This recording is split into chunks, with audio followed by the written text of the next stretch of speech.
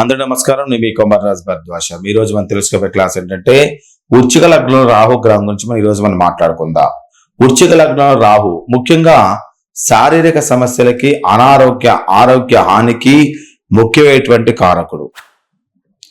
ఏదైతే ఈ రాహు దశలో ఈ యొక్క వృశ్చిక లగ్నంలో రాహు దశలో ఎక్కువగా ఆరోగ్య హానికారకుడు అవుతాడు. ఈ వృశ్చిక లగ్నంలో రాహు వలన ఆత్మవిశ్వాసం అనేది పోతూ ఉంటుంది. ఇక రాహు ఏంటంటే ప్రత్యేకంగా ఇక్కడ పంచమ, సప్తమ, నవమ స్థానం దృష్టి సారిస్తారు కొద్దిగా. అంటే ఒకటే దృష్టి మన సప్తమ స్థానం దృష్టి, కానీ రాహు ఇక్కడ పంచమ, నవమ స్థానం మీద కొద్దిగా దృష్టిని సారిస్తూ ఉంటాడు. కనుక వ్యాపార ఉద్యోగాల ఒడిదుడుకులు, జీవిత భాగస్వామి అభిప్రాయ భేదాలు, అకస్మాత్తుగా హాని కలగటం, వైవాహిక జీవితాల కష్టాలు ఇవన్నీ కూడా జరుగుతూ ఉంటాయి.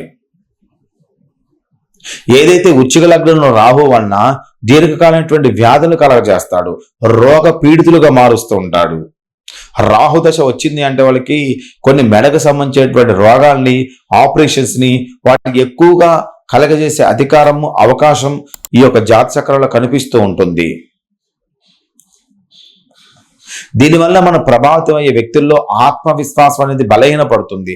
ఆత్మవిశ్వాసం బలహీనపడటం వల్ల ఏ పని చేయాలన్నా కానీ జంకుతూ ఉంటారు. రాహు యొక్క దృష్టి కారణంగా వ్యక్తి ఉద్యోగ వ్యాపారాలు కూడా కష్టాలను ఎదుర్కోవాల్సి వస్తూ ఉంటుంది. అకస్మాత్తుగా హాని కలుగుతూ ఉంటుంది. అకస్మాత్తుగా ధనం మొత్తం కూడా పోయి అప్పులు పాలవుతూ ఉంటారు. వైవాహిక జీవితాల కష్టాలు ఎదుర్కోవాల్సి వస్తూ ఉంటుంది. జీవిత భాగస్వామి విభేదాలు కలగజేస్తూ ఉంటాడు. మరి వివాదాల విషయంలో కొన్ని రకాలైనటువంటి కోర్టు సమస్యలు క్రియేట్ చేస్తూ ఉంటాడు. దీర్ఘకాలంగా తిరిగే కోర్టు సమస్యలు క్రియేట్ చేస్తూ ఉంటాడు. ఏదైతే జీవిత భాగస్వామి విభేదాలు, ఒడిదుడుకులు బాగా అధికంగా క్రియేట్ చేయడానికి చాలా ఎక్కువ అవకాశాలు జాతకాలు కనిపిస్తూ ఉంటాయి.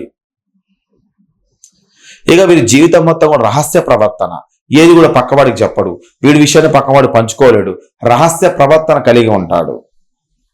ఏదైతే ఈ యొక్క వృశ్చిక లగ్నంలో ఏదైతే ఈ రాహు ఉండి సప్తమంలో మనకి కేతు ఉన్నట్టే, కాబట్టి వాళ్ళకి సర్పదోషం బలంగా ఏర్పడి వైవాహిక జీవితం అనేది అస్తవ్యస్తంగా, కొన్ని జాతకాల వివాహం కాకుండా, కొన్ని జాతకాల వివాహం అయినా కానీ వాడిని మనము భర్తను భార్య విడిపోయి ఈ విధంగా దూరంగా ఉండి కోర్టు చుట్టూ తిరుక్కుంటూ ఈ విధంగా జరుగుతూ ఉంటుంది.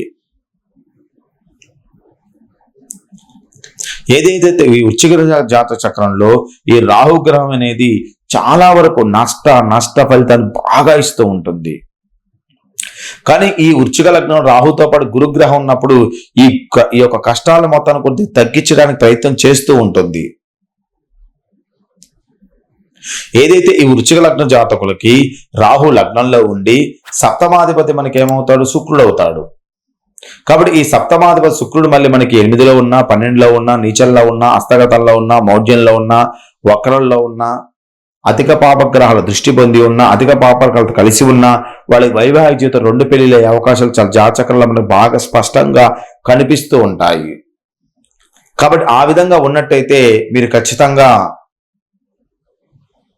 రాహుకు సంబంధించినటువంటి హోమం అంటే మనకేంటంటే సర్ప భృగుపాష్పత హోమం ఒకటి ఉంటుంది. మనకి సర్ప భృగుపాష్పత హోమం చేసుకోవడం వల్ల ఆ వివాహంలో సమస్యలు మొత్తం తొలగిపోయి ఆనందంగా ఉండడానికి అవకాశాలు ఎక్కువ కనిపిస్తూ ఉంటాయి. ఇది వృశ్చిక లగ్నంలో రాహుగ్రహం గురించి. తదుపరి మన వృశ్చిక లగ్నం కేతుగ్రహం గురించి వివరంగా తర్వాత తెలియజేస్తాను. అందరూ మీరు లైక్ చేయండి, షేర్ చేయండి, సబ్స్క్రైబ్ అవ్వండి. మీ విలువైన కామెంట్ కింద ఖచ్చితంగా తెలియజేయండి. మీ Bharadwaj Sharma. Welcome to Learn Astro and Devotional Bhakti. Please subscribe our channel, get live videos daily.